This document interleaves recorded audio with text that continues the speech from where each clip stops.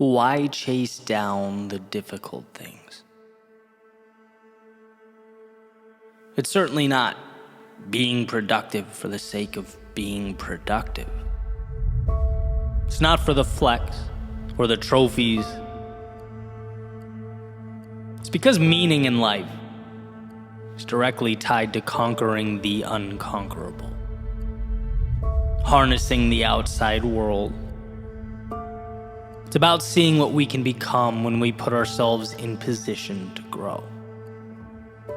The adventure of a lifetime that awaits anyone who chooses to accept. That's why.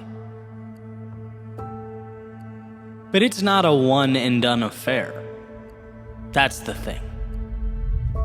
Life has a way of filtering out the timid and the unsure to identify those that really want it.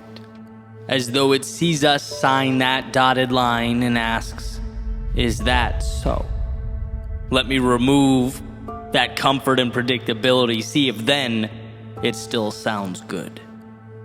Let me place the value on the other side of the pain. See if you're still enthusiastic about the pursuit. In fact, let me burn the map, dim the lights, add some obstacles along the way, see how giddy you are about all this now. And see the difference between those who make change and those who dream about change. It comes down to one simple thing. How do you view the obstacles? Are they a problem? Are they an anomaly, a red flag? Because if they are, you've lost before you started. But the ones who see adversity as simply the expectation, the water that grows the seed, the wheel that turns the car, the switch that lights up the room, well, for them, it's a little different. They have armed themselves with adaptability. See, life is not smooth sailing with aberrations in the form of rough waters. No, it is a non-stop influx of trials and tribulations. You can't be mentally prepared to evolve if your expectation and your hope is always for calm. No, flip that on its head. The expectation is turbulence. Calm is a rare gift, and as it turns out, you were built to endure. So when the waters are rough and the many turn back, you push forward. Because this is not the world saying no. It's certainly not a referendum on you. It's the cost of admission. A chance for you to prove yet again that where you place your focus, you emerge victorious. If only the world could see, could understand that the challenge isn't the problem, it's the answer. If only everyone knew what you know. That the great tragedy isn't falling down, it's avoiding discomfort in order to preserve what? Mediocrity. Why do you want this? Because you know it's an option, it's there. You know that if you move forward when you're fearful, push harder when it hurts, find something in yourself when there appears to be nothing left, the game of life becomes one of unending reward, beauty, and prosperity. For those few, it's simply knowing that you can have the world if you just give yourself permission to take it.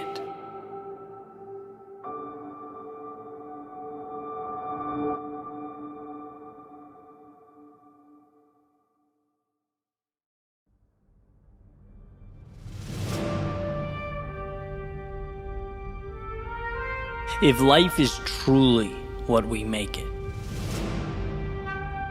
and what we make it depends on the answers we find along the way,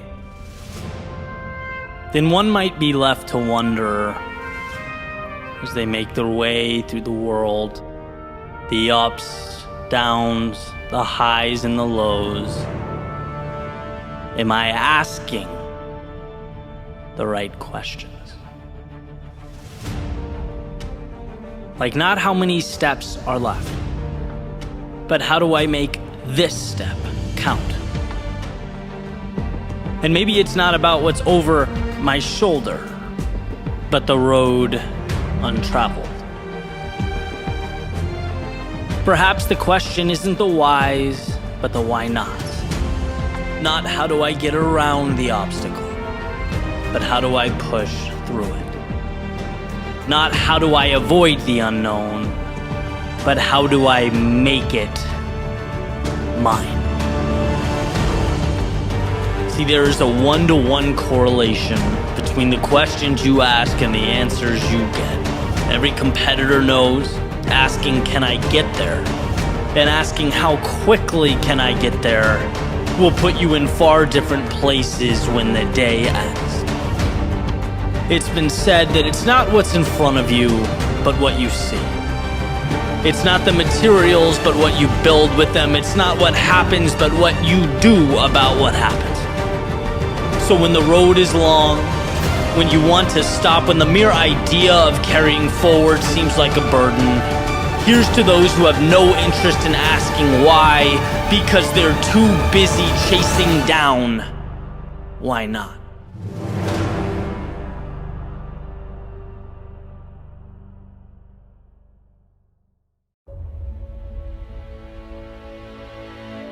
Why is it that when we look back on our lives, it's never the easy days or the simplicity?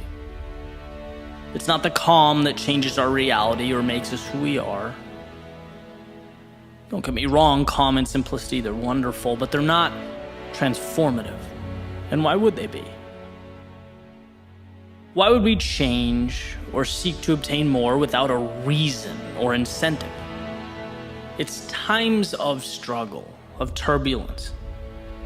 It's when life was hard that we had to rethink who we are, reshape the way we look at the world, right? Because without chaos, you don't get calm. Without the storm, you don't get those crazy neon colors and golden rays it leaves as it passes by. In order to triumph in any capacity or any area of life, there's always a sacrifice that must be made. The adversity is the fire that forges the iron. There's a saying, hard times create strong men.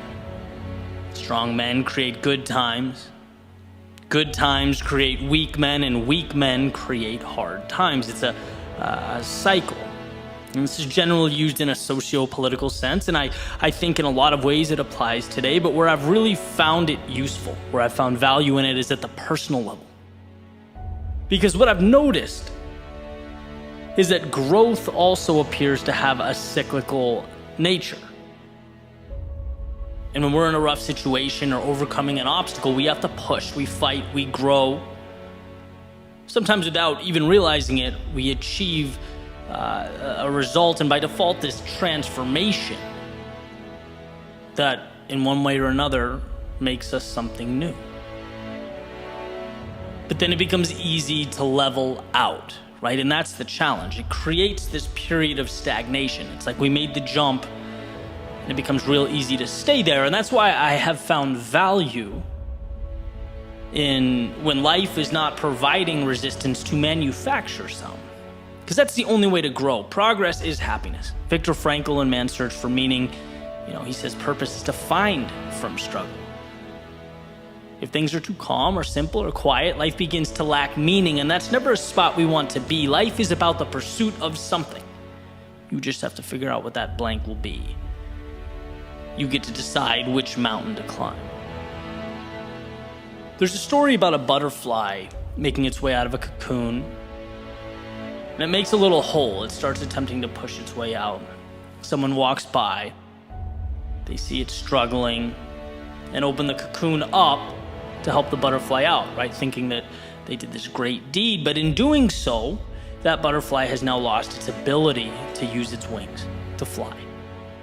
Why? Because the strength that was necessary to fly would have been forged when he fought his way out. The butterfly was deprived of the very thing it needed to become something more, and that's the point. It's easy to get lost in the now and seek to eliminate everything that doesn't make the moment more comfortable, to remove that which doesn't make things easier. But whether we're talking about collectively or the complacency in our individual lives, we have to remember that avoiding discomfort isn't the answer. When your biggest problem is Amazon taking 5 days to deliver, or that your feelings are hurt by someone's comments or opinions on social media, you've lost track of yourself. You may be living in a world lacking the resistance necessary for growth. Maybe it's time to ask what matters. And I remember when I lived in Boston, I'd walk around listening to podcasts downtown, and I'll never forget hearing Ryan Holiday differentiating between passion and purpose. He called passion temporary, a dopamine hit. It's the excitement before the project begins, the beginning of a journey, the honeymoon phase. But passion alone falls short. And it falls short because anything worthwhile is hard. It tests us. It repeatedly presents us with those metaphorical cocoons we have to fight. We have to earn our stripes, grow our wings, and if we stop at passion, there's no reason to battle on, to take the punches, knowing that they will create for us a tomorrow full of infinite possibility, and that's where we need purpose. That's why it matters. We need something bigger to march towards, a destination that's meaningful, to remind us that those challenging times, they're not a burden. There is no poor me here. They are the fire that sharpens us, that whispers to us not only the importance of carrying on, but the power contained within ourselves to do so. This world, it is not stacked against you. It's never the problem or the obstacle. No, it's the opportunity laid out at your feet. And it's in those very times when we're uncomfortable, when we're unsure, when we don't know where to draw our strength, that we need to remember it comes within. It's an idea that is brought to life through courage, through understanding, through the trials and tribulations of life that didn't intimidate or hold you back, knowing that life has given you everything you need to blaze your trail. So don't be afraid to let it take you somewhere new.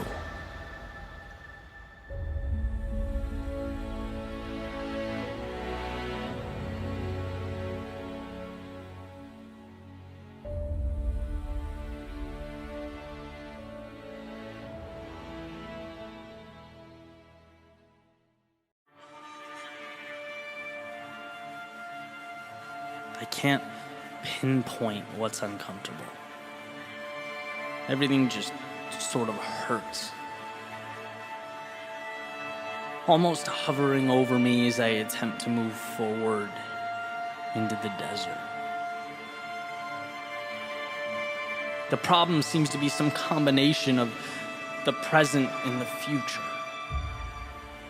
Because sure, each step it tests my core, my knees, my ankles, my back, but worse than that, worse than the physical pain is the fear of what this discomfort will become. Because if I'm suffering now, imagine 5, 10, or 20 miles from now. I can go 15 seconds. Anyone can go 15 seconds.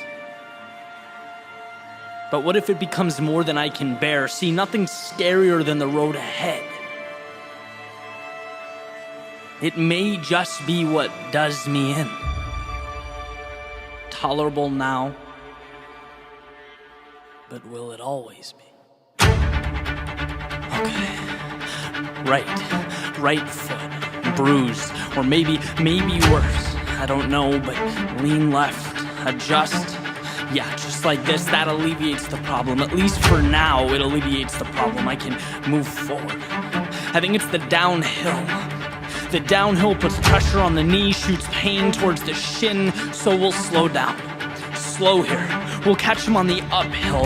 That's where we'll make our move. Slow down, fast up equals less pain equals manageable. That's progression. This is 100% doable. Not rocket science, rearranging of pieces. Right? Pain in the stomach. Has anyone ever died from an upset stomach?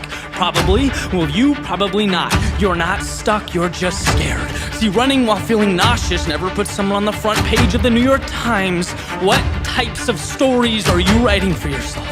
No victim. Stop casting yourself as a victim. This is small. This is nothing. This is trivial. Peace. Find a rhythm. You're overthinking again. This is not complex. There's nothing to be discovered here. This is the easiest thing in the world. One foot in front of the other again and again. Guess how much thought that requires? You guessed it, bud. 0. Your foot matters not. Your knees are of no relevance. Why are you creating monsters? Oh, the sun. It's the sun. You're hot.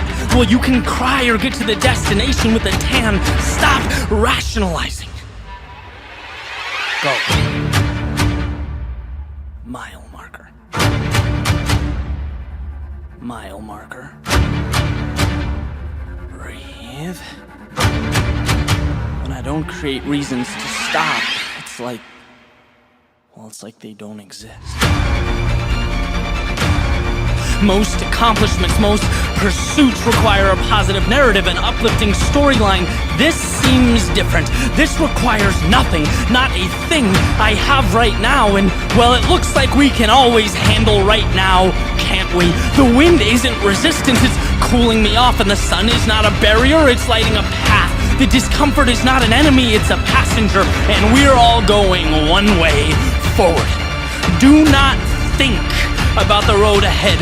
Count seconds, count steps, count breaths, preoccupy the mind, because the reality is at some point I will get where I'm going. That is fact. And the only way to lose is to manufacture future monsters and bow down to them before I arrive. I can always defeat the now. My feet write the story, they hold the pen, and once I arrive, only then will I enjoy the ending. See, that wasn't so bad, was it?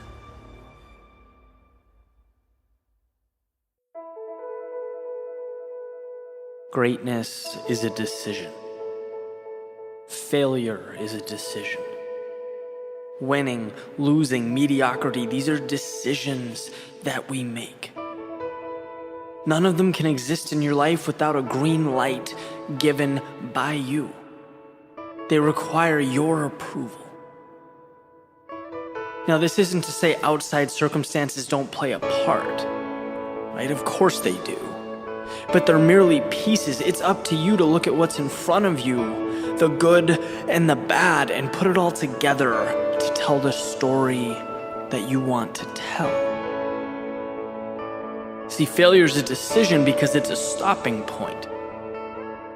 Failure doesn't mean that you stumbled or made a mistake or had to pick your pride up off the floor. No, failure means that you stopped. You decided that for one reason or another, moving forward simply isn't worth it. That the tough moments outweigh the great ones, and so you decided to settle. But the reality is, everyone deals with hardship. The differentiator is that some people decide to let it consume them and keep them down, while others decide that the unfortunate events will be nothing more than speed bumps on their way to greatness. It doesn't matter what stands before them because they've already chosen excellence. They've chosen to take the negative and turn it into the necessary ingredients to move forward. And that's one of the greatest decisions that one can make, simply to move on, to find a way. Because if you're willing to persist, there will be no end points, only new opportunities.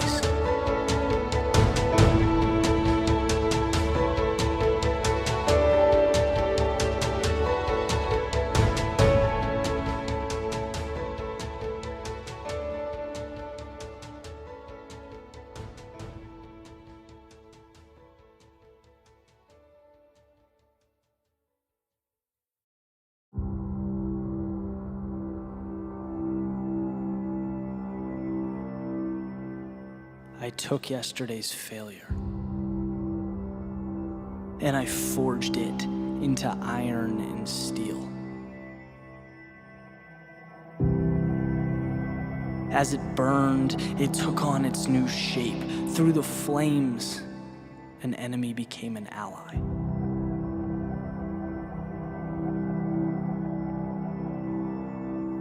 And there it was. My creation, designed to tear through the very elements from which it was conceived. I reached into the fire, I took yesterday's failure and strapped it to my arms. I took lifelong insufficiency and placed it over my chest. Doubt became my shield, fear my sword. I had been recreated, reimagined. And with the past singled out and excommunicated, there was only me, the journey, and this armor that strengthened my pursuit with every waking moment. Once fear was removed, hesitation followed quickly behind. Action is what remained, and its influence was overwhelming. I realized that the only way to weaken my current state was to bow down to this mountain towering over me, to retreat. Because with the simple act of moving forward, I had become empowered.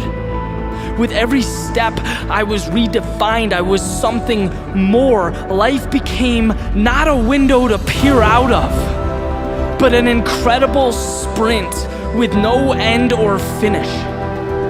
I became obsessed with trying to capture and soak up everything I could. I wanted to trip, to stumble, to fall my way to more. I wanted to fail my way to greatness. My only fear was slowing down. It was missing out. And as my armor grew stronger, my legs moved faster. There simply wasn't enough time to breathe it all in. See, it's incredibly simple. When I faced my demons, it's not just that I became free of them, they lifted me up. I'd been running away from the very pieces that I needed most. This armor is a million mistakes, it's a million tragedies, it's letdowns and lessons, but because of them, my world is limitless. There is nothing that I can't get through. I've been there. I'm battle tested, and anything that stands before me will become the armor on my back as I walk over it and carry on.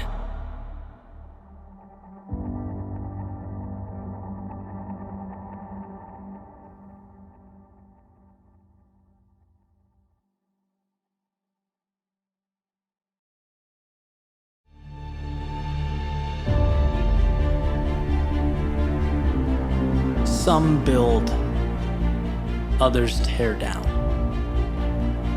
Some take risks, others critique the risk takers.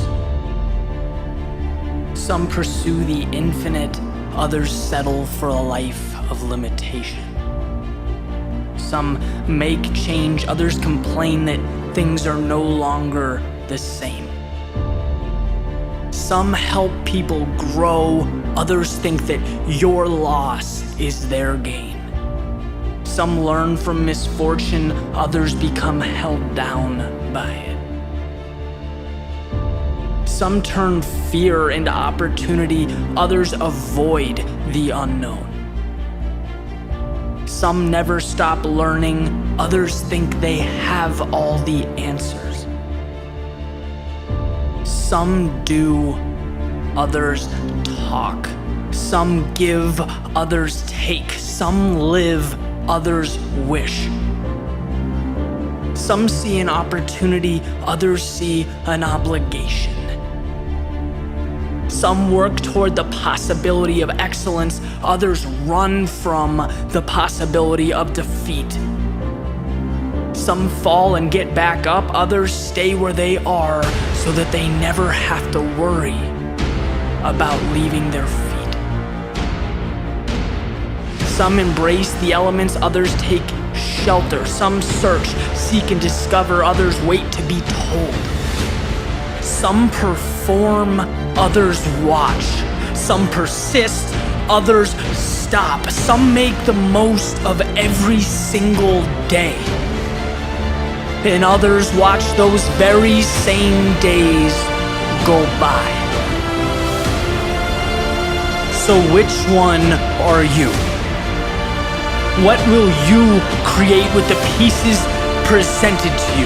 Not tomorrow or the next day, but right now and every second moving forward. Will you build or tear down, take the easy road or the road less traveled? When all is said and done and you've come to the end of your story, what will it say?